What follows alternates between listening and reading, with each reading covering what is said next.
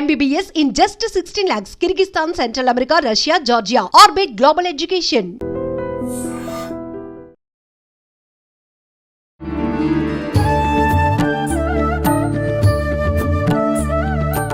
నమస్కారం, welcome to I dream. ధర్మ మార్గం విత్ విజిత కార్యక్రమానికి స్వాగతం. ప్రస్తుతం మనతో పాటు ఉన్నారు ఆధ్యాత్మిక గురువులు, ప్రణవ పీఠాధిపతులు, త్రిభాషా మహా సహస్ర అవధాని డాక్టర్ శ్రీ వద్దిపర్తి పద్మాకర్ గారు. ఇప్పుడు గురుగారితో మాట్లాడి మరిన్ని విషయాలు తెలుసుకుందాం. మనకున్న సందేహాలన్నింటినీ కూడా నివృత్తి చేసుకునే ప్రయత్నం చేద్దాం. నమస్కారం గురుగారు. గురుగారు, ఈ మధ్య కాలంలో ఎక్కువగా ఆడవాళ్ళు లలితా సహస్రనామ పారాయణం అనేది చేస్తూ ఉన్నారు. అంటే అది ఆలయంలో కూర్చొని చేసినా సరే, ఇళ్లలో అయినా సరే, ఒక నలుగురు అంతా ఒక దగ్గర కూర్చొని పారాయణం అనేది చేయడం ఎక్కువగా చూస్తూ ఉన్నాం.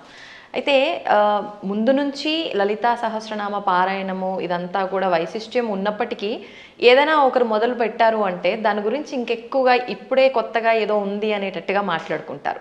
అసలు ఏంటండి లలితా సహస్రనామ పారాయణం చేయవల్ల కలిగే ఫలితాలు ఏంటి? సృష్టౌ యా సర్గరూప జగదవన విధౌ పాలినీ యా చ రౌద్రీ సంహారే చాపి యస్యా జగదిదమఖిలం క్రీడనం యా పరాఖ్య పశ్యంతి మధ్యమాథో తదను భగవతీ వైఖరీ వర్ణరూప సాస్మద్వాచం ప్రసన్నా విధి హరిగిరిశారాధితాలంకరోతు. త్రిమూర్తుల చేత కూడా ఆరాధింపబడి అమ్మవారికి నమస్కారం చేసుకుందాం. నిజానికి అమ్మవారి ఉపాసన ఇవాటిది ఎప్పటిదీ కాదు, ఎన్నో యుగములుగా వస్తూనే ఉన్నది. పార్వతీమాతని ఎంతో భక్తి శ్రద్ధలతో ఆరాధించినట్టుగా శ్రీరామచంద్రుడు పురాణాల్లో ఉంది. రామాయణంలో కూడా విశ్వామిత్రుడితోటి ప్రయాణం చేస్తున్న రామలక్ష్మణులు దారిలో కుమారస్వామి కథ, గంగావతరణ కథ, పార్వతీ పరమేశ్వరుల కథ ఇవన్నీ శ్రద్ధగా విన్నారా లేదా? అప్పుడు కూడా రామచంద్రుడు పార్వతీదేవిని ఎంతో భక్తితో మనస్సులో ఉపాసించిన వాడే. కాకపోతే ఈ కలియుగంలో ఉన్న మానవుల లక్ష్యం ఏంటంటే కొత్తగా ఒకళ్ళు పారాయణ చేస్తే అదే పారాయణ చేయటం వల్ల ఇదేదో కొత్తగా వచ్చింది అన్నట్టుగా దాన్ని ప్రచారం చేస్తున్నారు. కానీ దానికి ఈ సమస్తోప కార్యక్రమాలు కూడా, ఈ ఉపాసనా కార్యక్రమాలన్నీ కూడా ఎప్పుడూ యుగయుగాలుగా ఉన్నాయి. ఇప్పుడు నేను చదివిన శ్లోకం దేవీ భాగవతంలో ఆది మంత్ర శ్లోకం కాబట్టి దేవీ భాగవతం వేదవ్యాసుని చేత రచింపబడింది. దేవీ భాగవతం భాగవతం రెండూ కలిస్తేనే భాగవతం. అది పాండిత్యం ఉన్న వాళ్ళకి తెలుస్తుంది, సంస్కృతం మీద పట్టున్న వాళ్ళకి తెలుస్తుంది. ఇతరుల యొక్క వ్యాఖ్యానాలు చదువుకుని వాళ్ళ శ్లోకాల తాత్పర్యాలు తెలుసుకునే వాళ్ళకి మాత్రం తెలియదు అనుకోండి. అందులో ఈ లలితా సహస్రనామం యుగ యుగాల చరిత్ర కలిగినది. మహానుభావులు ఎంతోమంది ఉపాసించారు. అమ్మవారి గురించిన ఉపాసన మహాభారతంలో ఆదిపర్వంలో కనపడుతుంది, సభాపర్వంలో కనపడుతుంది, అరణ్యపర్వంలో కనపడుతుంది, ఇంకా విరాట పర్వంలో చెప్పేకర్లా. ఇప్పుడు ఈ లలితా సహస్రనామంలో ఉన్న నామములను గుదిగురిచ్చి ఒక స్తోత్రంగా ధర్మరాజు చేశాడు. ధర్మరాజు విరాటరాజు గారి కొలువులోకి వెళ్లే ముందు ఒక ఆలయం ప్రాంగణం దగ్గర నిలబడి అమ్మవారిని 24 శ్లోకాల్లో స్తోత్రం చేశాడు. ఆ తర్వాత వీళ్ళంతా మారువేషాలు వేసుకుని విరాటరాజు గారు కొలువులోకి వెళ్ళారు. కానీ చిత్రం ఏంటంటే నిజానికి అమ్మవారిని స్తోత్రం చేసింది ఎవరు? ధర్మరాజు. ఎక్కడ?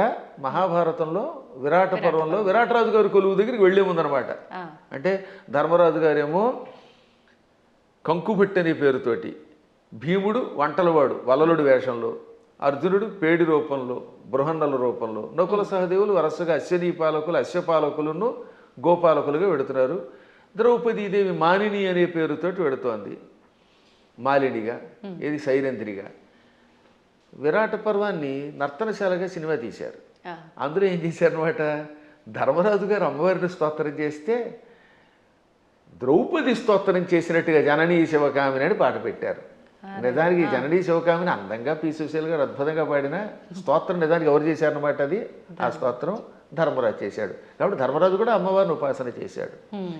ఇక ఆ తరువాత మరికొద్దిసేపట్లో భగవద్గీత ప్రారంభం అవుతుందనగా అర్జునుడు అమ్మవారిని 14 శ్లోకాల్లో స్తోత్రం చేశాడు. నమస్తే సిద్ధశానాని ఆర్యే మందర వాసిని కుమారి కాళి కాపాలి కపిలే కృష్ణ పింగళే భద్రకాళి నమస్తుభ్యం మహాకాళి నమోస్తుతే చండి చండి నమస్తుభ్యం తారిణి వరవర్ణిని అంటూ 14 శ్లోకములతో అమ్మవారిని స్తోత్రం చేశాడు. ఆ స్తోత్రాల్లో ఉన్న నామాలన్నీ లలితా సహస్రనామంలోవే. వాటిని ఇంకొక రకంగా గుదిగుచ్చి ఈయన స్తోత్రం చేశాడు. కాబట్టి వీళ్ళు అమ్మవారిని ఉపాసించారు. కాబట్టి అమ్మవారిని ఉపాసించటం అర్జునుడు చేశాడు కృష్ణుడి సలహా మీద, ధర్మరాజు గారు చేశారు. ఇంకా ఆశ్చర్యం, మనందరం ఎంతో ప్రామాణికంగా భావించే భాగవతం ఉందా? అవునండి. ఈ భాగవతంలో ద్వారకా నగరంలో శ్రీకృష్ణ పరమాత్ముడు సత్యభామాదేవి యొక్క తండ్రి సత్రాజిత్ అభాండం వేస్తే అభాండం నుంచి బయటపడడం కోసం వెళ్ళాడు. ఏది? మణి కోసం, శమంతక మణి కోసం. ఆయన ఎప్పటికీ రాకపోతే 28 రోజులు రాలేదు ఆయన. ఆ లోపు అమ్మవారిని స్తోత్రం చేశారు, అమ్మవారిని పూజించారు. ఎవరు? ఆయన భార్య రుక్మిణీదేవి, పక్కనున్నటువంటి మహానుభావుడు దేవకి వసుదేవులు అందరూ కూడా అమ్మవారిని పూజించారు. అప్పుడు అమ్మవారు ఏమంటుంది? బాలామణితో మణితో హేలాగతి వచ్చు వనరు హేక్షణుడనుచు అని అమ్మవారు పలికింది. తొందరలో శ్రీకృష్ణ పరమాత్ముడు భామామణితో వస్తాడు. అక్కడ భామామణి అంటే జాంబవతి, జాంబవతిని తీసుకొస్తాడు, మణితో వస్తాడు, జాంబవంతుడిని జయిస్తాడు, ఆయనకి కీర్తి వస్తుంది అని అమ్మవారు పలికింది. కాబట్టి సాక్షాత్తు శ్రీకృష్ణ పరమాత్ముడు అంతటి వాడు పునఃస్థాపన చేసిన ద్వారకా నగరానికి అధిష్టాన దేవత అంబిక. అంబిక అనే పేరుతో ఉన్నది. ఇది భాగవతంలో ఉన్నది, ఇంకెవరో పద్మాకర్ గారు రాసింది కాదు. కాబట్టి అమ్మవారి ఉపాసన ఎంత ప్రాచీనం ఆలోచించండి. అలా ప్రాచీన కాలం నుంచి అందరూ అమ్మవారిని ఉపాసిస్తున్నారు. శక్తిని ఉపాసించకుండా ఎవడుంటాడు? ఇప్పుడు వెర్రి పెరిగిపోయి కొట్టుకోవడాలు పెరిగిపోయాయి. కాబట్టి అమ్మ లలితా సహస్రనామాలు, ఈ అమ్మవారి ఉపాసన యుగయుగాల చరిత్ర కలిగినది. అందులో ఇప్పుడు ఏంటంటే కలియుగంలో శక్తి కల్పం అవటం వల్ల ఎక్కువ పెరుగుతుందట. దీనివల్ల ఎక్కువ లాభం కూడా ఉన్నది. ఇప్పుడు మేము ఉన్నాం, నిత్యం చేసేది భాగవత సప్తాహం. నాకు కృష్ణ పరమాత్ముడు ఎంతో అమ్మవారి ఉపాసనతో చేసే ఉపాసనేమో అమ్మవారిది, కానీ మానసికంగా లోపల కనబడేది కృష్ణుడు. అర్చన అభిషేకం చేసేది శివుణ్ణి. కాబట్టి శివుడైనా కృష్ణుడైనా అమ్మైనా ఉన్నది ఒకే చైతన్య స్వరూపం. ఆ జ్ఞానం కలిగిన వాడు, వాడి స్థాయి వేరు. జ్ఞానం లేనప్పుడు రూపాలతో మాత్రమే కొట్టుకునే అజ్ఞానుల స్థాయి వేరు. అందుకే లలితా సహస్రనామం వీటికి అతీతమైన చైతన్య స్వరూపం అది. గురుగారు, ఇప్పుడు మీరు అన్నారు అమ్మవారైనా కృష్ణుడైనా శివుడైనా అంతా ఒకటే శక్తి స్వరూపము, మూర్ఖులు అని చెప్పి. ఈ మధ్య కాలంలోనే నాకు జరిగిన ఒక ఎక్స్పీరియన్స్, నేను ఎక్కువగా శివుణ్ణి ఆరాధిస్తూ ఉంటా. ఎందుకు అనవసరంగా నువ్వు శివుణ్ణి ఆరాధిస్తున్నావు, అమ్మవారిని పట్టుకో, శివుణ్ణి ఆరాధిస్తే ఏం ఫలితం లేదు, వాడు పిచ్చోడు ఇంకా ఎక్కువ ఇబ్బందులు పెడతాడు అని చెప్పి అన్నారు.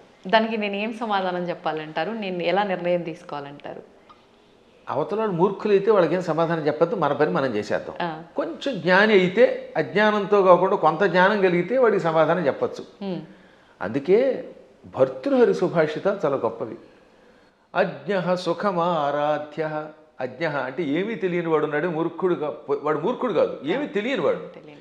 ఏమీ తెలియని వాడికి బాగు చేయొచ్చట. అజ్ఞ అంటే ఏమీ తెలియని వాడు, సుఖం ఆరాధ్య బాగా చెప్పడానికి అర్హుడు. ఏమీ తెలియని వాడు కూర్చోబెట్టి చెప్పచ్చు. అంతే. సుఖతరం ఆరాధ్యతే విశేషజ్ఞ. బాగా చదువుకున్న పండితుడికి చెప్పచ్చు, ఏమీ తెలియని వాడికి చెప్పచ్చు, బాగా తెలిసిన వాడికి చెప్పచ్చు. జ్ఞానలవ దుర్విదగ్ధం బ్రహ్మాపి నరన్నరంజయతి.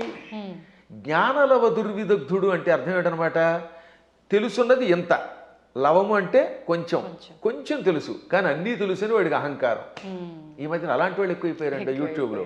వాడికి ఏం తెలియదు, నాకు తెలుసని అహంకారం. అలాంటి మూర్ఖుణ్ణి బ్రహ్మాపి నరన్నరంజయతి. అటువంటి నరుణ్ణి బ్రహ్మ కూడా బాగు చేయలేట. వాడికి ఏం చెప్పలేడు, బ్రహ్మ వచ్చి చెప్పినా వెండవాడు. అందుకే కొంతమంది మూర్ఖులు చూసారా, నేను దేవుడు చెప్పినా చేయను, దేవుడు వచ్చి దిగొచ్చినా విన్న అంటాడు. వీడి మొహానికి దేవుడు దిగి వస్తాడా? ఏ దేవుడే కదా, దెయ్యం కూడా దిగిరాదు. అంచేత అటువంటి వాళ్ళకి మనం చెప్పక్కర్లేదు, మన పని మనం చేయాలి. కానీ ఒక గొప్ప అద్భుతమైన శ్లోకం ఆది శంకరాచార్యుల వారు మనలాంటి వాళ్ళ కోసమని దేవి అపరాధ క్షమాపణ స్తోత్రంలో రాశారు. ఆ స్తోత్రం పేరేంటి? దేవి అపరాధ క్షమార్పణ స్తోత్రం. అమ్మా నన్ను క్షమించు అని చిట్ట చివరి చెప్పే స్తోత్రం. అద్భుతమైన స్తోత్రం అది. కొంతమంది వాళ్ళు అది కూడా ఆయన రాయలేదని పిచ్చివాదం చేసేవాళ్ళు ఉంటారు, వాళ్ళని మనం పక్కన పెట్టేద్దాం. కానీ చితాభస్మాలేపో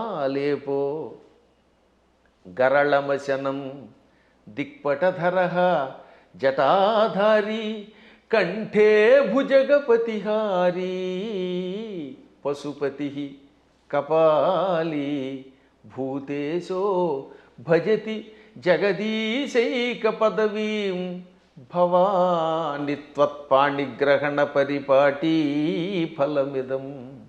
భవాని అంటే ఓ పార్వతి, నీ భర్త శివుడి దగ్గర ఏముందమ్మో గొప్పతనం, ఇది ఎంత గొప్పగా ఉంటుంది. ఈ స్తోత్రం చివరిదాకా వినాలి జాగ్రత్తగా.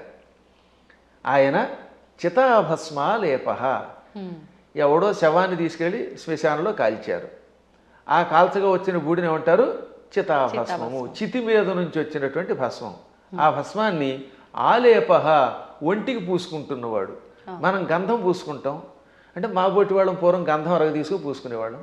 మీ బొట్టి వాళ్ళు ఈ మధ్యన పెర్ఫ్యూమ్స్ వచ్చాయి కదా, కిష్కం కిష్కం అనేది ఏదో కొట్టుకుంటాడు, మళ్ళీ అందులోంచి గాలి వస్తుంది, అందులోంచి వచ్చేది గాలేగా పొగేగా అని మళ్ళీ అడ్వర్టైజ్మెంట్లు. సరే ఏది ఏమైనా మొత్తం మీద సుగంధ ద్రవ్యాలు పూసుకుంటారు. ఆయన మాత్రం ఒంటికి ఏం చేస్తాడు? కాష్టంలో బూడిద పూసుకుంటాడు. పోని ఆహారం ఇడ్లీలో చపాతీలో బూరిలో గారెలో దధ్వజనో తిండు, గరళ వశనం, విషమే ఆహారంగా స్వీకరించాడు. ఇంకా మంచి బట్టలు కట్టుకుంటున్నాడా? కనీసం పద్మాకర్ గారైనా అంతో ఎంతో మంచి లాల్చీ వేశారు. కానీ ఆయన దిక్కులే వస్త్రం. దిక్కు అంటే తూర్పు మొదలుకు అన్ని దిక్కులు. పటము అంటే వస్త్రం. దిక్పటధర అంటే దిక్కులను వస్త్రముగా ధరించేవాడు. అదే దిగంబరుడు అంటే. దిక్కు అంబరహ దిగంబరహ. అంబరము అంటే వస్త్రం. దిక్కులు వస్త్రంగా ధరించేటంటే అర్థం ఏమిటమ్మా? ఇప్పుడు ఉదాహరణకి ఈ గదే పద్మాకర్ గారికి బట్ట అంటే ఇంక వేరే వస్త్రం వేసుకోలేదు. అది దిక్కులు వస్త్రంగా ధరించేటంటే ఏ బట్టలు లేకుండా ఉన్నాడు. అక్కడికి అది అయిపోయింది.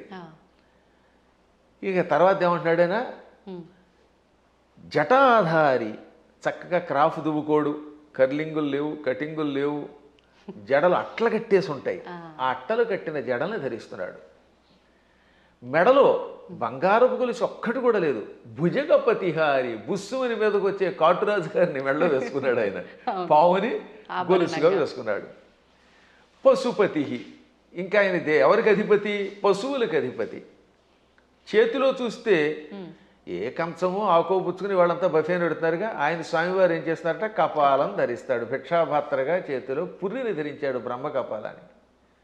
భూతేశ, భూతాలకు అధిపతి. ఇవన్నీ అవలక్షణాలు పైకి కనపడ్డాం. కానీ ఇన్ని అవలక్షణాలున్నా జగదీశైక పదవీం భజతి అంటే సమస్త లోకాలకి ఈశ్వరుడు అవుతున్నాడు. జగదీశ్వరుడు అనగా సమస్త లోకాలకి అధిపతి, చక్రవర్తి.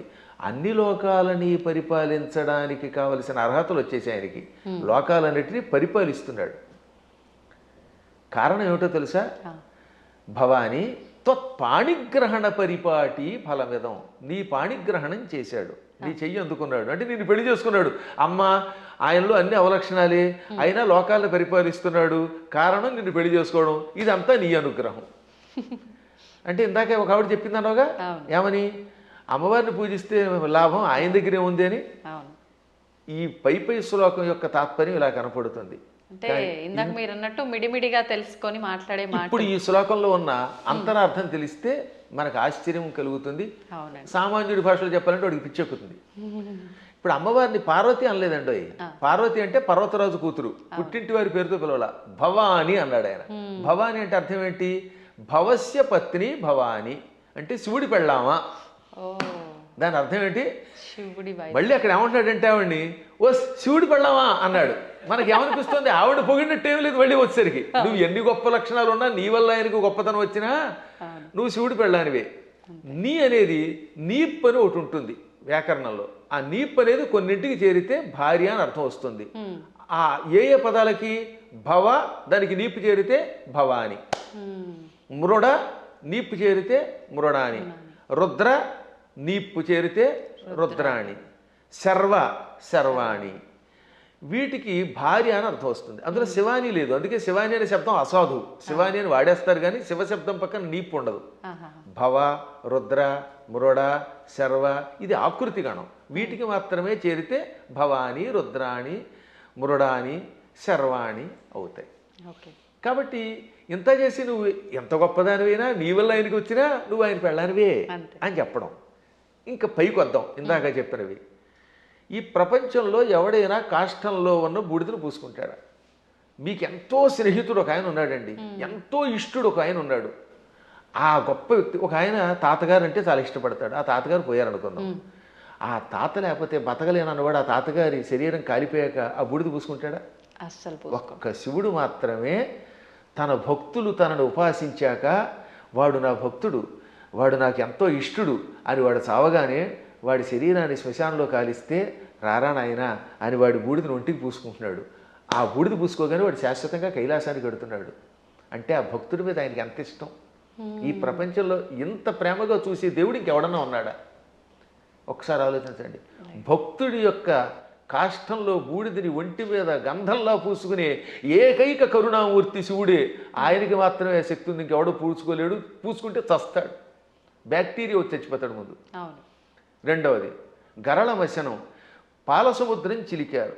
ఈ పాలసముద్రంలో అమృతం వస్తుందనుకుంటే మొట్టమొదటి పుట్టింది విషం. భయంకర కాలకోట విషానికి లోకాలన్నీ కాలి బూడిదైపోయాయి, అందులోంచి పొగొచ్చింది. అందరూ దిక్కులేక శివ రక్షించమని ఆయన దగ్గరికి వెళ్ళారు. ఒక్కడు తాగాడా దాన్ని ఎవడన్నా? ఇంతమంది సోకాళ్ళు దేవతల్లో ఒక్కడైనా దాన్ని తాగి రక్షించాడా? ఒక్క శివుడు మాత్రం పార్వతి కేసు తిరిగి, పార్వతి వీళ్ళు నా పిల్లలు రక్షించమని అడిగారు, తాగేస్తున్నాను అన్నాడు ఆయన. అప్పుడు భార్య తాగమంటుందండి నిజంగాను?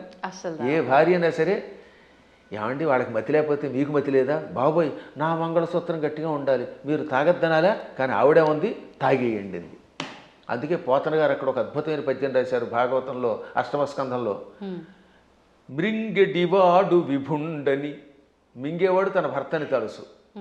ఆ మింగేవాడు తన భర్త అని ఆవిడ తెలియదా? తెలుసు. మృంగెడిదియు గరళమనియు, ఆయన మింగేది గరళం విషం తప్ప అమృతం కూల్ డ్రింకు కాదని ఆవిడికి తెలుసు. అది తాగితే ఏం జరుగుతుందో కూడా తెలుసు. అది ఇంకోటి ఎవడన్నా తాగితే చచ్చిపోతాడే తెలుసు. అయినా మేలని ప్రజకుల్ మృంగుమనే సర్వమంగళ మంగళ సూత్రంబునెంత మది నమ్మినదో. ఎంత అద్భుతమైన పద్యం. అయినా ఈ సృష్టి అంతా తన పిల్లలు, మా పిల్లలు బాగుండాలి, వాళ్ళ కోసం మేము ఏమైనా పర్వాలేదు అని త్రాగమన్నది. తాగమండవే కాదు, తన మంగళసూత్రాన్ని అంత నమ్మింది. శివుడు నా మెడలో మంగళసూత్రం కట్టాడు, కట్టాక ఆయనకి ఏం అవ్వదు, నా మెడలో ఆయన కట్టిన మంగళసూత్రం ఉండగా ఈ విషయం కూడా ఆయన ఏమీ చేయదనే నమ్మకంతో తాగమన్నదట. అది వాళ్ళ దంపత్య యొక్క బంధం. ఆ దంపతులు ఇద్దరిలో ఎవరు గొప్ప ఎవరు తక్కువ అంటే అది అజ్ఞానం. ఈవిడ వల్ల ఆయన, ఆయన వల్ల ఈవిడ. ఇంతకీ ఎందుకు చెప్తున్నానంటే, నేను అంతటి కాలకోట విషమును టక్కన చేతిలోకి తీసుకుని ఇంత నేరేడు పండు ముద్దగా మార్చి మింగాడు ఆయన. మింగడం కూడా కంఠంలో ఎక్కడ పెట్టుకున్నాడు, సరిగ్గా ఈ కంఠం దగ్గర పెట్టాడు. లోపల లోకాలు ఉన్నాయట, బయట లోకాలు ఉన్నాయి. విషం బయట ఉంటే బయట ఉన్న లోకాలని బూడిద చేస్తుంది, కడుపులోకి వెడితే కడుపులో ఉన్న లోకాలు బూడిదైపోతాయి. ఇక లోకములు లేని ఏకైక స్థానం ఆయన కంఠాన్ని మాత్రమే అట్టే పెట్టాడు. కంఠంలో లోకాలు లేవు, అందుకని గొంతుకులో పెట్టాడు. ఇక్కడుంటే ఎవరికీ ప్రమాదం లేదు కనుక. ఇప్పుడు మీకు ఒక కాఫీ ఇస్తాం, తాగండి. తాగి నాలుక మీద కానీ కడుపులోకి కానీ పంపకుండా గొంతుకులో అట్టే పెట్టగలరా? అస్సలు సాధ్యం. గుట్టక వేస్తే టక్కన కిందకి దిగిపోవలసిందే, లేదా అతి కష్టమే నోట్లో పెట్టాలి. అది కూడా ఎంతసేపు పెట్టగలం, బయటనే ఉమ్మాలి, అవునా? అటువంటిది అంత కాలకోట విషయాన్ని ఇక్కడ బంధించే శక్తి ఏ దేవతకు ఉంది? ఒక్క శివుడికి ఉన్నది. అందుకే తెల్లని శివుడి శరీరం కూడా, శివుడు కూడా నాలా అందంగా తెల్లగా ఉండేవాడు. ఈ విషం కంఠంలోకి వెళ్ళాక నీలంగా మారిపోయి శ్రీకంఠుడు గరళకంఠుడు అయ్యాడు. అది ఆయనకు ఒక ఆభరణం అయింది, కీర్తి తెచ్చిపెట్టింది. అందువల్ల గరళవశనం అంటే అంతటి విషాన్ని ఆహారంగా స్వీకరించి గొంతుకులో పెట్టినవాడు ఆయన తప్ప ఎవడున్నాడమ్మా? ఇంకా ఆకాశాన్ని జుట్టుగా మార్చుకొని అట్లగట్టేలా జడలు పెట్టాడు. ఆకాశంలో ఉన్న మబ్బులు అవన్నీ ఆయనకి కేశములైపోయాయి, వ్యోమకేశుడు ఆయన. అందువల్ల జటాధారి. మెడలో వాసుకి అని పిలువబడే ఒక భయంకర సర్పాన్ని ఎవడు పెట్టుకోగలుగుతాడు? ప్రపంచంలో పాముల్ని భరించే శక్తి ఇద్దరికి ఉంది. ఒక ఆయన పాము మీద పడుకున్నాడు, శ్రీ మహావిష్ణువు ఆదిశేషుడి మీద. ఇంకోటి ఎవడు ఆయన భరించలేడు. ఆ వాసుకినేమో మెడలో ఈయన గొలుసులో వేసుకున్నాడు. అలా విషసర్పమును కూడా ఆభరణంగా ధరించావు. పశుపతి అంటే మనందరం పశువులం. జీవులందరినీ ఏమంటారు? పశువులు. ఇంగ్లీష్లో కూడా man is a social animal అంటారు, గుర్తుపెట్టుకోండి. సంస్కృతంలో కూడా అంతే. పశువులు జంతువునాం నరజన్మ దుర్లభం. ఈ జంతువులలో మానవ జన్మే దుర్లభము. కాబట్టి ఏ లాంగ్వేజ్లో అయినా సరే పశు శబ్దమునకు ప్రాణులు అని అర్థం. ప్రాణులందరినీ పరిపాలించేవాడు ఆయన పశుపతి అంటే. ఇంకా కపాలి, బ్రహ్మ కపాలాన్ని చేత్తో పట్టుకుని బ్రహ్మ యొక్క అహంకారాన్ని నడిచి యావజ్జీవితం చేతిలో పెట్టుకుని అందులో భోజనం పెట్టేవాడు ఎవడు అంటే కపాలి. అంటే ఇన్ని సంపదలున్నా అష్టసిద్ధులున్నా పార్వతి భార్య అయినా భిక్షాపాత్రని చేత ధరించి ఎవడైనా చివరికి భిక్షుకుడే. ఈ ప్రపంచంలో నేను భిక్షుకుడే, నువ్వు భిక్షుకుడివే, ఒకళ్ళనొకళ్ళు యాచించుకోవాలి అని చెబుతున్న మహానుభావుడైన ఒక్కడే. ఓకే. ఇంకా భూతేశ, భూతములు అంటే మీరు అనుకున్నట్టుగా హైహాన్ మీదకి వచ్చే భూతాలు కాదు, పంచభూతాలు. ఈ పృథివ్యాపస్తేజో వాయురాకాశములు, భూమి, అగ్ని, జలము, వాయువు, ఆకాశం అనే పంచభూతములు, ఇక ప్రాణులు, వీళ్ళందరికీ అధిపతి. అందుకే ఆయన జగత్తుకి ఈశ్వరుడు అయ్యాడు. అందువల్ల నువ్వేం చేసావు? ఆయన గొప్పతనం గ్రహించి ఆయన కోసం తపస్సు చేసి ఆయనే భర్త అవ్వాలని దగ్గరికి వెళ్ళి పార్వతి అని పేరున్నదానివి భవాని అయిపోయావు, ఆయన భార్యవై. అందుకే ఇప్పటికి కూడా ఇంగ్లీష్ వాళ్ళు మన సంస్కృత సంప్రదాయాల్లో కొన్ని పాటిస్తున్నారు. ఉదాహరణకి పద్మాకర్ గారి భార్య ఉంది, ఆవిడ ఏమన్నా మిసెస్ పద్మాకర్ అంటారా లేదా? అంటారు. రంగవేణి గారిని పిలవకుండా అంటే భవానీలాగా. పార్వతి కాస్త ఆయన భార్య అయ్యాక మిసెస్ శివ అయ్యింది, ఆ మాట భవానీ అన్నాం అంతే టెక్నిక్గా. అంటే ఎంత గొప్ప శక్తి! శివుడి భార్యని అనిపించుకోవడానికి ఇష్టపడుతోంది కానీ నేను పార్వతిని ఫలానా వాళ్ళ పుట్టింటి వారి సంబంధమైందని అనిపించుకోవడానికి ఆవిడ ఇష్టపడటం లేదు. ఈ లక్షణాలు ఆయనలో గొప్పవి కాబట్టే ఆయనని నువ్వు వరించావు, నీ వల్ల ఆయన పార్వతీ వల్లభుడయ్యాడు. ఈ విధంగా ఇద్దరు గొప్పవారే. ఇంక చివరిగా దిక్పటధరహ అంటే దిక్కులే వస్త్రములంటే మొత్తం ప్రపంచం అంతా వ్యాపించినవాడు. అది వ్యాపిస్తే కదా బట్ట అయ్యేది. మీరు ఆలోచించండి, తూర్పు, పడమర, ఉత్తరం, దక్షిణం, ఆగ్నేయం, నైరుతి, ఈ వాయువ్యం, ఈశాన్యం అని పిలువబడే దిక్కులు పైన కింద ఉన్నవి మనకు బట్ట అవ్వాలంటే మనం అంత శరీరం కలిగిన వాళ్ళు అయ్యి ఉండాలి. ఇప్పుడు నాకు ఈ గది బట్ట అవ్వాలంటే నేను గది అంతా నిండిపోవాలి, అప్పుడు ఈ గదిని నేను బట్టగా ధరించగలను. అవునా? అందువల్ల సర్వవ్యాపకుడు అని అర్థం. అటువంటి వాళ్ళ యొక్క గొప్పతనాన్ని గ్రహించలేక శివుడిని పూజిస్తే కష్టం వస్తాయి, పార్వతిని పూజించని, లేక పార్వతిని పూజించకు శివుడిని పూజించని, లేక ఈ ఇద్దరిని పూజించి విష్ణువుని పూజించగని, విష్ణువుని పూజించి వీళ్ళని పూజించకు అన్నాడంటే వాడు అజ్ఞాని, ఏ విధమైన ఉపాసనా బలం లేనివాడు.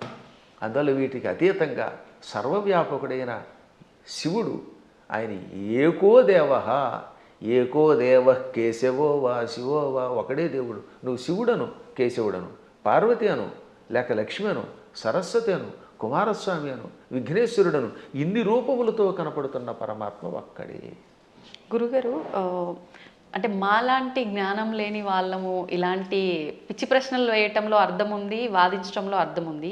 కానీ ఎంతో జ్ఞానం ఉండి నలుగురికి చెప్పే స్థాయిలో ఉన్నవాళ్ళు కూడా కొంతమంది శివకేశవుల ఇద్దరు భేదం చూపించి మేము శైవులము, మేము వైష్ణులము ఇలా మాట్లాడుతూ ఉంటారు కదా, మరి దాని గురించి ఏమంటారండి? అక్కడే అసలు వాళ్ళ జ్ఞానులు అనకూడదు, వాళ్ళు భక్తులు అంతే, మూఢభక్తులు. వాళ్ళు భక్తులే. మూఢభక్తి ఏం చేస్తుందో తెలుసా? ఆ రూపాన్ని తప్ప ఇంకోటి ఇష్టపడకుండా చేస్తుంది. మూఢభక్తి వల్ల కూడా ఎప్పుడో ఒకప్పుడు పరమాత్మ దగ్గరికి వెడతారు అనుకోండి, అందులో సందేహం లేదు. జ్ఞానభక్తి కలిగిన వాడు అలా ఎందుకంటాడు? జ్ఞానంతో ఉన్నవాడు వాడు ఏ రూపం చూస్తే ఆ రూపంలోనే ఇంకోటి వస్తాడు. మహానుభావులైన ఋషుల్ని నేను చూశాను కదా, వశిష్ఠుడు ఉన్నాడు, రాముడిలో శివుని చూడగలిగాడు, శివుడిలో రాముడిని చూడగలిగాడు. కైలాసాల్లో వైకుంఠం చూడగలిగాడు, వైకుంఠంలో కైలాసాన్ని చూడగలిగాడు. అమ్మవారి దగ్గరికి వెళ్ళారు. దుర్వాసుడు అన్ని లోకాలకు వెళ్ళాడు, విశ్వామిత్రుడు అలా అన్నీ చూడగలిగాడు. వాళ్ళు జ్ఞానులు. ఇంకా మూఢభక్తులు అంటే ఏమిటనమాట? నేను ఆ రూపమును తప్ప ఇంక దేన్ని చూడండి అంటాడు ఆయన. ఆ ఆశ్చర్యం ఏమిటంటే తులసీదాసు గారు తన ఆత్మచరిత్ర రాసుకున్నాడు. ఆయన బృందావనం వచ్చాడు, అక్కడ కృష్ణుడు కనపడగానే కళ్ళు మూసుకున్నట్ట. ఏమి నాయనా నన్ను చూడగానే కళ్ళు మూసుకున్నావు, నన్ను ఎందుకు చూడటం లేదంటే నేను రామభక్తుడిని, రాముడిని తప్పేవాడిని చూడన్నాడు. అప్పుడు ఆ కృష్ణుడు ఏమన్నాడు? రాముడైనా కృష్ణుడైనా నేనే కదా, నువ్వు భాగవతం చదివిన వాడివి, నేను ఎన్నో అవతారాలు ఎత్తానని నీకు తెలుసు కదా అంటే అన్నీ నాకు అనవసరం, నువ్వే అన్ని రూపాలు, నువ్వే మత్స్యకూర్మాది సమస్త అవతారాలు ధరించావు, అయినా నేను రాముడి తప్ప చూడను, నాకు ఆ కోదండం పుచ్చుకుని ఏకపత్నిరతుడిగా ఉన్న రాముడే కావాలి, కృష్ణుడు వద్దన్నాడు. అప్పుడు ఆయన నవ్వి రాముడిగా, ఇది కృష్ణ విగ్రహంలో ఉన్న స్వామివారు రాముడిగా దర్శనమిచ్చాక అప్పుడు నమస్కరించాడు. అప్పుడు ఆయన కనువిప్పు కలగజేసి, పిచ్చివాడా, పువ్వులు వేరైనా ఏ పువ్వుతో చేసినా పూజ ఒకటే కదా, అంతే అండి, ఎదురుగుండా నువ్వు ఒక విగ్రహం పెట్టుకున్నావు, ఒక్కోసారి గన్నేరు పువ్వులు, ఒక్కోసారి మందార పుష్పాలు, మరోసారి ఏమో సంపంగులు ఇలా దొరుకుతాయి. ఏ పుష్పంతో పూజ చేసినా పూజ ఒకటే, పువ్వులు వేరైనా పూజ ఒకటే. అలాగే మూర్తులు వేరైనా అందులో ఉన్న చైతన్యం ఒకటే. ఈ మాత్రం జ్ఞానం లేకపోతే నీకు ఎప్పటికీ మోక్షం వస్తుందనగా అప్పుడు పశ్చాత్తాపంతో ఆయన రాముడైనా కృష్ణుడైనా ఒకటే అని హిందీలో ఒక స్తోత్రం రాశాడు. దాన్ని తెలుగులోకి అనువాదం చేసి శ్రీకృష్ణాంజనేయ యుద్ధం అని ఒక సినిమా ఉందిరండి. అందులో చాలా అద్భుతంగా రాశారు. ఘంటసాల వారు చాలా బాగా పాడారు. చిట్ట చివరిలో ఆంజనేయుడు జ్ఞానోదయం పొందినట్టుగా ఆ పాట పెట్టారు. పూలు వేరైనా పూజ ఒకటని నేటికి తెలిసెను ఓ దేవా, రాముడవైనా కృష్ణుడవైనా ఆదిదేవుడవు నీవేనయ్యా, రాముడవైనా కృష్ణుడవైనా ఆదిదేవుడవు నీవేనయ్యా. హరే రామ హరే కృష్ణ హరే రామ హరే కృష్ణ హరే రామ హరే కృష్ణ. అందుకని మన వాళ్ళు హరే రామ హరే కృష్ణ అన్నారు. పరమాత్ముడు ఒకటే. కానీ మూఢత్వం ఉన్నంత వరకు, పూర్వజన్మ యోగం ఒకటి ఉన్నంత వరకు సచ్చిన ఈ సత్యాన్ని వాడు అంగీకరించలేదు. కర్మ. ఏ నదుల్లో కూడా రండి, అదే గంగాజలం, గంగ ఓ చోట, ఇంకో చోట కృష్ణ, ఓ చోట గోదావరి, మొత్తం మీద నీరే. కొంచెం భేదాలు ఉంటాయి. ఎందుకనంటే ఆ ప్రాంతాన్ని బట్టి, మూలికలు బట్టి. గంగ గంగే, ఇంకో దక్షిణ గంగ గంగే. కానీ వీటిలో ఎన్ని కొలుస్తున్నాయి? మనం కూడా అలాగే మూర్తులలో ఉన్నప్పుడు ఆ భేదాలను బట్టి ఒక్కొక్క రూపంలో ఒక్కొక్క పని చేస్తాడు. కానీ చిట్ట చివరికి వచ్చేసరికి అన్నీ ఒకటే. కృష్ణుడు చెప్పాడా లేదా? చిట్ట చివరికి నేనే అన్నాడు ఆయన. భగవద్గీతలో విభూతి యోగంలో ఎవరెవరిలో ఏ విభూతి ఉందో అది నేనని చెప్పాడు ఆయన. యద్యద్విభూతివత్సర్వం తత్తదూర్జితమేవవా. ఎవరెవరిలో ఏ శక్తులున్నాయో నావే అని చెప్పడానికి వరుసగా చెప్పుకొచ్చాడు అనమాట. మృగాణాంచ మృగేంద్రోహం, జంతువులలో సింహాన్ని నేను, మృగాలలో సింహాన్ని నేను. వైనతేయశ్చ పక్షిణాం, పక్షులలో గరుత్మంతుణ్ణి నేను. ప్రహ్లాదశ్చాపి దైత్యానాం, రాక్షసులలో ప్రహ్లాదుణ్ణి నేను. అలా కవులలో ఉసినసుణ్ణి అంటే శుక్రాచార్యుణ్ణి నేను. బుద్ధిమంతులలో బృహస్పతిని నేను. చివరికి బృహస్పతి శుక్రుడు కూడా ఆయనే. అలాగే శంకరశ్చాపి రుద్రాణం, ఏకాదశి రుద్రుల్లో శంకరుణ్ణి నేను. అర్థమైందా? చివరికి శివుడు కూడా నేనే. ఆ విధంగా సమస్తం నేనే. కాబట్టి ఆయన కానిదంటూ ఏమీ లేదు. గురుగారు, భగవంతుడు ఇప్పుడు ఇన్ని రూపాల్లో ఉన్నాడు. శివుడైనా విష్ణువైనా భేదమే లేదు. కానీ విష్ణుమూర్తి అవతారాలలోనే, కొన్ని అవతారాలలో, దశావతారాలలో రాముడు కృష్ణుడు కూడా ఆయన అవతారమే. కానీ వాళ్ళు దేవుళ్ళు కాదు, మానవులు. వాళ్ళు దేవుళ్ళు అనకూడదు, ధర్మానికి ప్రతిరూపాలుగా మనం భావించాలి అని అంటూ ఉంటారు. దాన్ని ఎలా తీసుకోవచ్చు అంటారు? ఇదో పెద్ద సమస్య అని చెప్పాను కదా. ఈ పెద్ద ఎవడికి వాడు మేధావి అయిపోవడం వల్ల వచ్చిన పని. భగవంతుడు శ్రీ మహావిష్ణువు 22 అవతారాలు ఎత్తాడు. ఎన్ని? 22. ఈ 22లో 21 అవతారాలు అంశ అవతారాలు అంటారు. ఒక్క అవతారం పరిపూర్ణ అవతారం. సనక సనందనాదులు, వృషభావతారము, కపిలావతారము, పరశురామావతారము, వేదవ్యాసావతారము, ఇవన్నీ అంశ అవతారాలు. వాటిలో ఈ మత్స్యావతారం, కూర్మావతారం, వరాహావతారం, నరసింహావతారం, రామావతారం, ఇది పరశురామావతారం, ఇవన్నీ కూడా. ఒక్క కృష్ణుడు మాత్రం సంపూర్ణ అవతారం. కాబట్టి అందరూ అనుకున్నట్టుగా 10 కాదు అవతారాలు. భాగవతంలో ప్రారంభంలోనే ఉంటుంది, ప్రథమ స్కంధంలో 22 అవతారాలు చెబుతూ అందులో 21 అవతారాల్ని ఏతే చాంస కళా పుంస ఏతే చ అంశ కళా పుంస కృష్ణస్తు భగవాన్ స్వయం. 21 అవతారాలు అంశావతారాలు, అంశ కళలు. ఒక్క కృష్ణుడు మాత్రం పరిపూర్ణ అవతారం. అందుకే కృష్ణస్తు భగవాన్ స్వయం. ఒక్క రామావతారంలో నేను మానవుణ్ణి అని ఆయన అనకపోతే రావణుడిని చంపలేడు. ఎందుకని మానవుడి చేతిలో వాడు చస్తాడు కనుక. అందుకని ఆయనకి తెలియదు ఇటు లోపల. ఆయన పరమాత్మని ఆయనకి తెలియకపోతే ఇన్ని పనులు ఎలా చేసాడండి? ఎంతమందికి శాప విముక్తి కలగజేశాడు, ఎంతమందిని వైకుంఠానికి పంపించగలిగాడు. కానీ పైకి చెప్పకూడదు. అందువల్ల పరమాత్మ నటించాలి లోపల. అందుకని మర్యాద పురుషోత్తముడుగా ఆత్మానం మానుషం మన్యే రామం దశరథాత్మజం. దేవతలంతా చిట్ట చివర వచ్చి, ఏది రావణవధ అయిపోయాక, నువ్వు విష్ణువు అంటే మీరు ఏదో విష్ణువు అంటున్నారు, అదేని పొగుడుతున్నారు, నాకు తెలియట్లేదు, నేను మాత్రమే అనుకుంటున్నాను, నన్ను నేను మానవుడు అనుకుంటున్నాను. ఆత్మానం అంటే నన్ను మానుషం మన్యే, మనిషిగా భావిస్తున్నాను. మన్యే అంటే భావిస్తున్నాను, అనుకుంటున్నాను. పైగా ఎవరట? రామం దశరథాత్మజం, దశరథుడు కొడుకేని రాముడు అనుకుంటున్నాను. మీరెవరో అంటున్నారంటే అప్పుడు శివుడు వచ్చామన్నాడు. అక్కడ భలే చెప్తాడండి వాల్మీకి. షడర్థ నయన శ్రీమాన్ అన్నారు శివుణ్ణి. ఏమన్నారు? షడర్థ నయన. అసలు ఇటువంటి పదాలు వాల్మీకి తప్ప ఎవరు రాయలేరు, కవులు కాబట్టి బాగా రాస్తారు. నయన అంటే కళ్ళు కలిగినవాడు. షట్ అంటే అన్ని 6, అందులో అర్ధ అంటే అంత సగం. షడర్థనైన అంటే 6లో సగం 3 కళ్ళు కలిగిన బట్ట త్రినేత్రుడ.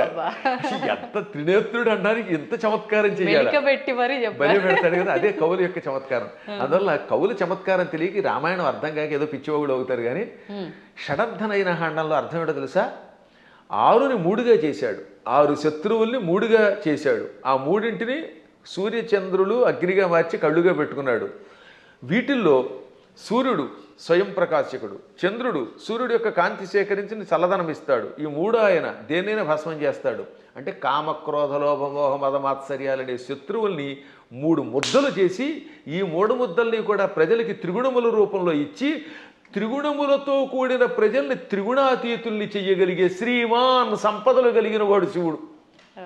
అసలు శివుడి యొక్క వైభవాన్ని, దాని గురించి ఇప్పుడు మీకు ధర్మ సందేహాల్లో కాబట్టి క్లుప్తంగా చెబుతున్నాను. కానీ దీనికి ఎంతో వ్యాఖ్య చేయొచ్చు. అటువంటి శివుడు, నాయన నువ్వు సాక్షాత్తు విష్ణువువి, దేవతలంతా ప్రార్థించటం వల్ల రాముడిగా అవతరించి దుష్ట శిక్షణ శిష్టరక్షణ చేసావు తప్ప సామాన్యుడు కాదు అని చెబితే దశరథుడు మళ్ళీ వచ్చి ఆయన్ని స్తుతించాడు, బ్రహ్మాదులు స్తుతించారు. అప్పుడు అర్థం అవట్లేదా ఆయన సాక్షాత్తు స్వామిని? కాబట్టి అవేమో ఏదో మానవ అవతారాలు అంటే ఎలా ఒప్పుకుంటాం? మానవుడిగా అవతరించి మానవుడిగా నటించి ధర్మమును లోకమునికి ఇచ్చిన ఆది విష్ణువు. అది మర్చిపోకూడదు మనం. మళ్ళీ మనకి ఇలాంటి అనుమానాలు మనకి రాకుండా, రాముడు నేను మానవుడన్నా మనకు అనుమానం రాకుండా ఉండడానికి శివుడు మొదలైన వాళ్ళకే చెప్పించాడు. చిట్ట చివర పట్టాభిషేకంలో ఏం చెప్పాడు వాల్మీకి?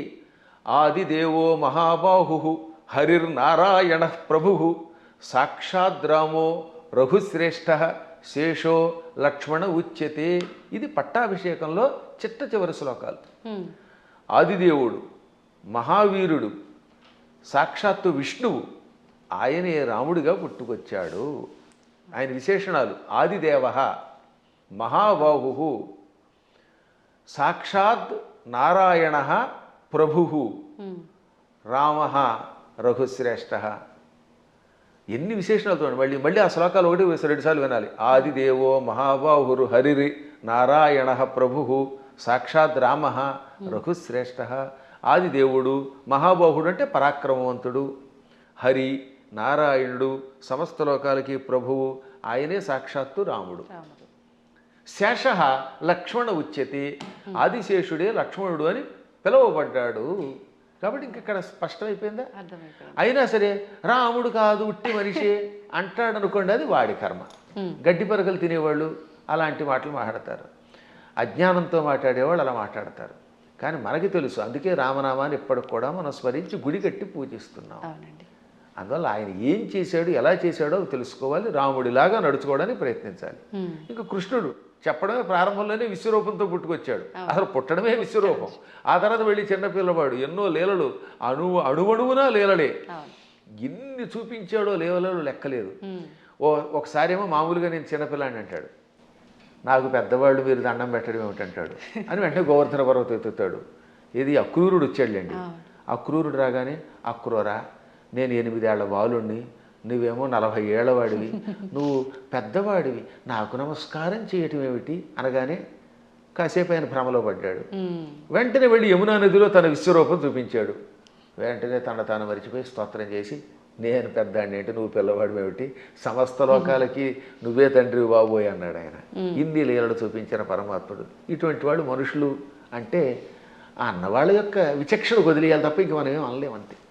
గురుగారు, అంటే ఇది అంటే మూర్ఖంగా ఉంటుందేమో ప్రశ్న, కానీ మీరు ఇప్పుడు చెప్పిన దాంట్లోంచి నాకు అనిపించింది, అంటే ఆయన భగవంతుడే మానవుడిగా ఉండి మానవుడిగా నటించి ఆయన చేయాల్సిన కార్యం చెయ్యాలి అని చెప్పి, అంటే ఒక రకంగా ఇక్కడ వాళ్ళ అసలుని దాచేసి ఇంకో రూపంలో వచ్చి కార్యాన్ని నిర్వర్తించాలి అక్కడ. మోసం చేసినట్టేనేమో, అంటే మన మానవుల భాషలో భగవంతుడే మోసం చేశాడు, మరి నేనెందుకు చేయకూడదు, నేను మోసం చేస్తే తప్పంటారు, ఇది అధర్మం అంటారు అనొచ్చు కదండి, దానికి ఏం చెప్తారు? ఇప్పుడు మీరు మోసం చేశారు అనుకుందాం, కాసేపు ఎవరిదో బ్యాంక్ అకౌంట్లో హ్యాక్ చేసి డబ్బులు లాగేశారు, అందుకే ఈ మధ్య నా అకౌంట్లో ఎవరికి ఇవ్వట్లేదులేండి. ఇప్పుడు ఇచ్చిన డబ్బుని మళ్ళీ మీరు రెట్టింపు ఇవ్వగలరా? కానీ శ్రీకృష్ణ పరమాత్ముడు కాసేపు మానవుళ్ళ నటించి కాసేపు మాయ చేశాడు, ఆ తర్వాత వాళ్ళని తీసుకెళ్ళి రక్షించాడు లేదా? వాళ్ళ గురువు గారిని కాసేపు నేను సామాన్య బాలుణ్ణి అన్నట్టుగా నటింపజేసి కాసేపు మాయపుచ్చాడు, వాళ్ళ అబ్బాయిని బతికించాడు లేదా? అలాగే గోపాలకులంతా ఉన్నారు అక్కడ, వాళ్ళందరి దగ్గర కాసేపు చిన్నపిల్లాడిలాగా మాయపుచ్చాడు. కానీ కష్టం రాగానే ఇంద్రయాగం ఆపేసిన వెంటనే ఇంద్రుడు వర్షం కురిపించాడు హోరాత్రుడు, అవునా? ఆ సమయంలో గోవర్ధన పర్వతాన్ని కుడి చేత్తో పైకెత్తి వాడిని రక్షించాడు లేదా?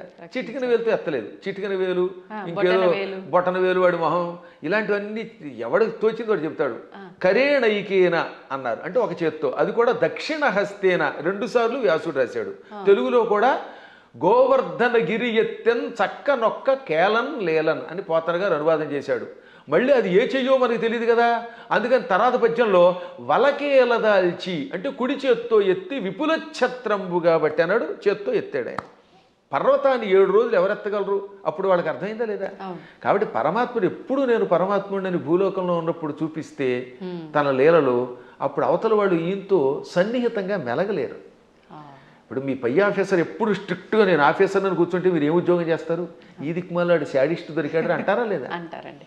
ఏడిపించేస్తే మీకు స్వేచ్ఛ ఇవ్వాలి. అందువల్ల ఆఫీసర్, బహుశా మీదైనా ఆఫీస్ అనుకుంటున్నాను, నాకు తెలియదు అది. ఒకవేళ ఇతరుల దగ్గర ఉద్యోగం చేస్తే ఆ ఉద్యోగం చేసినంతసేపు అవతల వాడు ప్రేమగా చూడాలి. ఇప్పుడు నా దగ్గర చాలామంది పనిచేస్తున్నారు, అర్చకులు పనిచేస్తున్నారు.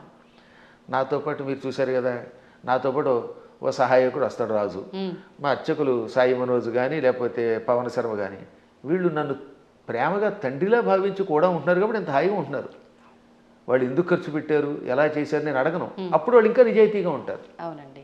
ఇంట్లో వంటకి మాకు చిన్నప్పుడు ఒక ఆయన ఉండేవాడు, ఒక హౌస్లో ఉండేవాళ్ళండి. ఆయన కోటీశ్వరుడు, బంగారపు అధిపతి. వంట ఆవిడకి వేరుశనగ గుళ్ళు ఇచ్చి ఎన్ని గుళ్ళు ఖర్చు పెట్టేవని వాడు ఆయన, ఎన్ని గ్రాములు కాదు, 100 గింజలు ఇచ్చి ఈ పూటకి 10 గింజలు, రేపు మళ్ళీ పోపులో 10 గింజలు, 10 మినప గింజలు, 10 శనగ గింజలు ఉన్నారు. అయ్యో మీ అదృష్టం వల్ల మీకు మంచివాళ్ళు దొరుకుతున్నారమ్మా, నా బొట్టి వాళ్ళు మహానుభావులు దొరుకుతారు కాబట్టి మీకు తెలియట్లేదు. కానీ బయట ఇలాంటి పిసినగొట్లే ఎక్కువ మంది ఉన్నారు. కాబట్టి ఎందుకు చెప్తానంటే ఈ లెక్కలన్నీ అడిగితే ఆ వంట ఆవిడ ఇంట్లో పని చేయగలదా? అస్సలు చేయలేదు. ఆఫీసర్ల దగ్గర మనం ఉద్యోగం చేయగలమా? అందువల్ల ఏమవుతానమాట, వాళ్ళు బిగుసుకుపోయి స్ట్రిక్ట్గా ఉండి అనుక్షణం ఏడిపిస్తే మనం చేయలేం. అందుకని పరమాత్మ స్నేహితుడిగా, కొడుకుగా, కొన్ని చోట్ల తండ్రిగా, కొన్ని చోట్ల మిత్రుడిగా, కొంతమందికి భర్తగా, మరికొంతమందికి ఇంకో రకంగా, ఇన్ని రకాలుగా నటించి వాళ్ళల్లో ఒకడై సామాన్యుడిలో ఉన్నాడు. అది ప్రేమగా వాళ్ళతో నటించడం తప్ప మోసం చేయటం కాదు. అలా వాళ్ళతో ప్రేమగా ఉండి వాళ్ళ చేత సేవ చేయించుకుంటూ లేక తాను సేవ చేస్తూ కష్టాలు వచ్చినప్పుడు కష్టాలు తొలగించి కొందరికి మోక్షం ఇచ్చి కొందరికి సంపదించి కాపాడాడు. ఇప్పుడు కుచేలుడు ఉన్నాడు, కుచేలుడికి అడగకుండానే ఇక్కడ నుంచే ఇళ్ళు పంపాడు. స్థలం కొనలేదు, రిజిస్ట్రేషన్ లేదు, మున్సిపాలిటీ వాళ్ళకి ప్లాన్ అప్రూవల్కి పంపడం లేదు. కుచేలుడి దగ్గర గుప్పుడు అడుగులు తినగానే అక్కడ ఆయన ఇంట్లో, కుచేలుడి యొక్క నగరాన్ని ఇప్పుడు పోరుబందర్ అంటారు, గాంధీ గారి కుటుంబానికి దగ్గరలోనే ఉంటుంది అది, ఆ ఆలయం ఎప్పటికి కూడా, అది కుచేలుడి ఇల్లు. 7 అంతస్తుల బిల్డింగ్ ఇచ్చేసాడు. అలా ఇవ్వగలిగితే అప్పుడు మనం చెయ్యాలి. అందువల్ల మనం మోసం చెయ్యడం ఎలాగా అనేది కథల్లో నేర్చుకుంటున్నాం, కానీ ప్రేమ చూపించడం, మహిమలు చూపించడం నేర్చుకోవట్లేదు. కాబట్టి శ్రీకృష్ణ పరమాత్ముడు చేసినట్టుగా మనం ఎక్కడ చేయగలుగుతాం? 16,000 మంది రాజకన్యకల్ని నరకాసురుడు జైల్లో పెట్టి హింసించి మానభంగం చేసి ఏడిపించాడు. పాపం దిక్కు లేకుండా అయిపోయారు. ఆ నరకాసురుడిని చంపాడు. చంపగానే ఆ చెరసాల్లో ఉన్న వాళ్ళంతా బయటకు వచ్చారు. ఇంటికి వెడితే మమ్మల్ని ఆదరించేవాళ్ళు లేరు. కొంతమందిని భర్తల్ని చంపి పట్టుకొచ్చాడు, తల్లిదండ్రులు చంపి కొంతమందిని పట్టుకొచ్చాడు. ఇలా రకరకాలుగా తీసుకొచ్చాడు, అత్యాచారం చేశాడు. ఇప్పుడు ఇంటికి వెడితే ఎవరు ఆదరిస్తారు? భర్తలా రానివ్వరు, తల్లిదండ్రులు ఉన్నారో లేదో తెలియదు, మాకు గౌరవం ఉండదు సంఘంలో. అందుకని మమ్మల్ని రక్షించమని మనస్సులో కోరుకుంటే ఈ 16,000 మందిని ఒకేసారి 16,000 మంటపాలు కట్టించి, 16,000 పెళ్లి మంటపాలు, వేదికలు కట్టించి 16,000 మంది మెడలో ఒకేసారి 16,000 రూపములతో మంగళసూత్రం కట్టి పెళ్లి చేసుకున్నాడు. ఇలా చేయమన్నాడు చూద్దాం ఎవడన్నా? నువ్వు కృష్ణుడిలాగా 16,000 మందిని పెళ్లి చేసుకుంటానంటే 16,000 మందికి ఒకేసారి తాళి కట్టగలవా? ఇన్ని మంటపాలు ఒకేసారి ఏర్పాటు చేయగలవా? అందరి ఇళ్లలో ఉండగలవా? వాళ్ళందరినీ ఇలా గౌరవంతో కాపాడగలవా? చేయలేవు నీ మొహం. అందువల్ల కృష్ణుడితో పోల్చుకోవాలంటే నీ లెవెల్ అలా ఉండాలి. ఇంకొక విషయం చెప్పాలి ఇక్కడ. ఒక రోజున నారదుడు అంతటి వాడికి అనుమానం వచ్చింది. ఇందులో భాగవతంలోనే, మళ్ళీ ఇంకో పురాణం కాదు, భాగవతంలోనే ఒక రోజున నారదునికి కృష్ణుడి మీద అనుమానం వచ్చింది. ఏది ఇంత నిత్యం నారాయణ అని ఆయనకు కూడా మాయ. ఇదే మాయ అంటే. ఇప్పుడు మీరు నా ఎదురుగుండా కూర్చున్నా మీరు అప్పుడప్పుడు నన్ను కూడా సామాన్యుడని ఎలా మాయలో పడిపోతూ ఉంటారో అలాగా కృష్ణ పరమాత్ముడి నామస్మరణం చేసే నారదుడు కూడా కృష్ణుడిని సామాన్యుడు కదా, ఇంతమంది భార్యలతో ఎలా వేగుతున్నాడు, 16,108 మందితో ఎలా వేగుతున్నాడు పరిశీలించాలనిపించింది. ఇది మాయ అంటారు దీన్ని. అందుకని వెంటనే ముందు ఏం చేశాడు, రుక్మిణీ మాత ఇంటికి వెళ్ళాడు. రుక్మిణీదేవి ఇంట్లో ఇద్దరు రుక్మిణీదేవి గదిలో ఒక మంచం మీద కూర్చొని సరదాగా పాచికలు ఆడుకుంటున్నారు, జోదం ఆడుకుంటున్నారు. రావోయ్ నారద అన్నాడు ఆయన. ఓ నమస్కారం చేసి, ఇప్పుడు రుక్మిణి దగ్గర ఉన్నాడు కదా, ఇక్కడ నుంచి రెండో భార్య జాంబవతి దగ్గరికి వెడదాం. రెండో ఆవిడ జాంబవతి, 3 సత్యభామ. ఎందుకని శమంతకమణిని తీసుకురావడానికి వెళ్ళింది ముందు జాంబవతి దగ్గరికి, జాంబవతిని పెళ్లి చేసుకుని వచ్చాక ఆ తర్వాత సత్రాజిత్తుకి మణిస్తే 3వ భార్య సత్యభామ అయ్యింది. ఇప్పుడు ఏం చేశాడు, రెండో భార్య దగ్గరికి వెళ్ళాడు. అక్కడ కృష్ణుడు కనపడలేదు, జాంబవతి కనపడింది. అమ్మా జాంబవతి, ఈ కృష్ణుడు ఉన్నాడే ఆ రుక్మిణి దగ్గర అనేదో చెప్పబోతూ ఉంటే, ఏమిటి మహర్షి చెబుతున్నారు ఆవిడికి అని ఆవిడ పక్క నుంచి వచ్చేసాడు ఈయన. మా ఆయన ఇప్పటిదాకా నా పక్కనే ఉన్నాడు, నాకు జడేస్తున్నాడు, నువ్వేదో రుక్మిణి అంటున్నావు ఏమిటంది. అబ్బాయి లేదమ్మా, రుక్మిణి దగ్గరికి వెళ్లకుండా నీ దగ్గరికి వచ్చాడని చెప్పబోతున్నానని మాట మార్చి ఇక్కడి నుంచి సత్యభామ దగ్గరికి వెళ్ళాడు. అమ్మా సత్యభామ, నీకెన్ని కష్టాలు వచ్చాయి అనబోతూ ఉండగా, సత్యభామ ఏం కష్టాలు వచ్చాయి, మా ఆయన నాకు వంట చేసి పెడుతున్నాడు అంది. ఆ లోపల వంట చేసి పెడుతున్నాడు. ఇలా ఈయన రుక్మిణి, జాంబవతి, సత్యభామ, కాళింది, నాగ్నజితి, లక్షణ, సుదంత, భద్ర, ఈ 8 మంది పట్టమహిషులు, ఇంకా మిగిలిన 16,100 మంది, ఈ 8తో కలిసి 16,108. అందరి పేర్లు చెప్తాను, ఓ ఏడాది పడుతుంది మరి మీకు రాసుకోగలనండి వరసగా. వాళ్ళందరి పేర్లు నాకు తెలుసు, కంఠస్థం కూడా చేశాను. ఎవరికైనా ఓపిక ఉంటే ఓ ఎపిసోడ్ అంతా వాళ్ళ పేర్లు అలా చెప్పుకుంటూ వెళ్ళిపోతాను. ఒక్కొక్కళ్ళ పేర్లు 2 సుకేసిని, కేసిని, మంజస, సమంజస, పుంజస, ఇలా రకరకాల పేర్లు కొన్ని రిపీట్ అవుతూ ఉంటే కొద్ది తేడా ఉంటాయి. ఎంతమంది ఇళ్లల్లోనూ ఈ నారదుడు వెళ్ళడం, ఒక ఇంట్లో పాలు పితుకుతూ, ఓ చోట పాయసం చేస్తూ, ఓ చోట కాళ్ళు ఒత్తుతూ, ఓ చోట ఏమో ఇంకోటి చేస్తూ, ఓ చోట ఏమో ఇల్లు తుడుస్తూ, ఓ చోట సరదాగా ఆవిడతో పాచికలు ఆడుతూ, ఓ చోట ఏమో ఇంకో బంతి ఆడుతూ, అన్ని చోట్ల కనబడ్డాడు. పిచ్చెక్కిపోయింది నారదునికి. అంతే కదా మరి. ఇది భాగవతంలో నారదుడు కృష్ణుని పరీక్షించుట అనే ఘట్టంతో రాశారు భాగవతంలో. అప్పుడు ఆయనకి జ్ఞానోదయమై, నేను నిరంతర హరినామస్మరణం చేసిన వాడిని, నారాయణుడు సర్వాంతర్యామని తెలుసు. అసలు విష్ణు అనే శబ్దం మనకు అర్థం ఏమిటి, వ్యాపకశీలత్వాత్ విష్ణు, అంతటా వ్యాపించి నిండి ఉన్నవాడు కనుక విష్ణు అని పేరు. ఆయన భక్తుడిని ఆయన ఎక్కడున్నాడు, అక్కడున్నాడా లేదా అని పరిశీలించడం ఏమిటి అని అజ్ఞానంలో పడ్డానని గ్రహించి వెంటనే కాళ్ళ మీద పడి స్తోత్రం చేస్తాడు. అంటే నారదునికే మాయ కలిగితే ఇక మనకి రావడంలో ఆశ్చర్యం ఉంది. కాబట్టి అన్ని చోట్ల ఉంటాడు ఆయన. ఆయన స్థాయిని మనతో పోల్చుకుని ఆయనలా ప్రవర్తిద్దామంటే, పులిని చూసి నక్క వాతలు ఎట్టుకుంటే వాతలు మిగులుతాయి, ఉన్న చర్మం పోతుంది, కానీ పులి మచ్చలు రావు. గురుగారు, ఇప్పుడు మీరు చెప్పిన దాన్ని బట్టి కృష్ణుడు ఆయన భార్యలతో ఉన్నది ఒక ఉదాహరణగా మాకు అర్థమవడం కోసం చెప్పినా అది వినటానికి అయితే చాలా బాగుంది. ప్రస్తుత రోజుల్లో నిజంగా భార్యాభర్తల బంధం అలా లేదని చెప్పాలి. అంటే అందరూ అని కాదు, కొంతమంది ఒక మిత్రుల్లా ఉండాలి అంటే సమయానికి తగ్గట్టుగా ఇద్దరు భార్యాభర్తలు అన్యోన్యంగా అలా ఉండాలి, కానీ అలా ఉండట్లేదు. ఎందుకని అంటారు? ఇప్పుడున్న కారణం ఏంటి చెప్పమంటానమ్మా, అసలు సగం సినిమాలే పాడి చేస్తున్నాయి, కొంత ఇప్పుడు సినిమాలు, మరికొంత మనుష్యులలో ఆర్థిక స్వాతంత్రం వచ్చేసింది. పిల్లల్ని చిన్నప్పటి నుంచి గారంగా పెంచడం తల్లిదండ్రులు చేస్తారు, సందేహాలు అక్కడ పెంచాలి. కానీ అదే సమయంలో భార్యాభర్తల బంధం ఒకరితో ఒకరు ఎంత జాగ్రత్తగా ఉండాలి, క్షణికోద్రేకాలతో కోపాలు తెచ్చుకొని తిట్టుకోకూడదు అనేది చిన్నప్పటి నుంచి చెప్పట్లేదు కదా. ఇప్పుడు పూర్వం రుక్మిణీ కృష్ణుల కథ, సీతారాముల కథలు చిన్నప్పటి నుంచి నూరిపోసి ఏదన్నా చిన్న చితక గొడవలు వస్తాయి. భార్యాభర్తలకు తగాదాలు లేకుండా ఎలా ఉంటాయి. సతీదేవి కూడా శివుడి మాట వినకుండా వెళ్ళిపోయిందా లేదా? ఒక్కసారి సతీదేవి శివుడు వద్దంటున్నా వినిపించుకోకుండా పుట్టింటికి చూడడానికి యజ్ఞానికి వెళ్ళింది, శరీరం విడిచిపెట్టింది. భర్తకు దూరం అయితే చివరికి మిగిలేది అదే. డబ్బు సంపాదించవచ్చు, నువ్వు ఇంకేదైనా పలుకుబడుతూ ఉండొచ్చు, కానీ భార్యాభర్తలు ఇద్దరూ ఐకమత్యంతో ఉండడం వల్ల వచ్చే ఆనందం వేరని కథలు చెప్పేవారు పూర్వం. మా చిన్నప్పుడు ఇలాంటి కథలే చెప్పేవారు. అందువల్లే పూర్వం ఒకసారి పెళ్లి చేసుకుంటే యావత్ జీవితం వాళ్లే దంపతులు. ఇప్పుడు 16 రోజుల పండుగ గడిస్తే గొప్ప. తొలినాడు ఏదో హడావుడి, మలినాడు మడావుడి అన్నట్టుగా అయిపోతుంది. 16 రోజుల తర్వాత మళ్ళీ ఇద్దరు విడిపోతున్నారట. కొట్టుకోవడాలు, తిట్టుకోవడాలు, ఇవన్నీ కొంత తల్లిదండ్రుల యొక్క పెంపకం లోపం, కాల ప్రభావం, మీడియా ప్రభావం అన్నీ ఉన్నాయి, ఒకదాని మీద ఒకటి పడుతున్నాయి. కానీ దైవానుగ్రహం వల్ల మళ్ళీ పూర్వపు లక్షణం వస్తుందని నాకు నమ్మకం. అందువల్ల నా ఉద్దేశంలో చిన్నప్పటి నుంచి పిల్లలకి చక్కని కథలు చెప్పాలి. వస్తాయి తగాదాలు అయినా, కానీ అయినా కలిసి ఉండండి. ఎప్పుడైనా భార్య కోపం వచ్చినప్పుడు భర్త తగ్గాలట, భర్త కోపం వచ్చినప్పుడు భార్య తగ్గాలి. సంతోషం అండి. మంచి అంటే ఒక నిర్ధారణ అనేది జరిగింది ప్రతి ఒక్కరికి కూడా. సంతోషం గురుగారు, చాలా మంచి విషయాలు తెలియజేశారు. ఇంకా సమయం ఉంటే ఇంకా మాట్లాడాలని ఉంది, కానీ ఇప్పటికే చాలా సమయం అయిపోయింది.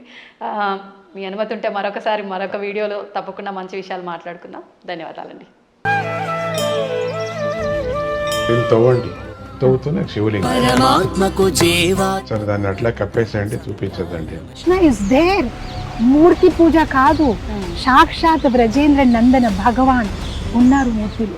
ఏమీ ఆశించకుండా ఆరాధించే వాళ్ళు కూడా ఉన్నారా ప్రభుజీ? నిజమైన భక్తి అంటే మనకు తెలియదు కాబట్టి.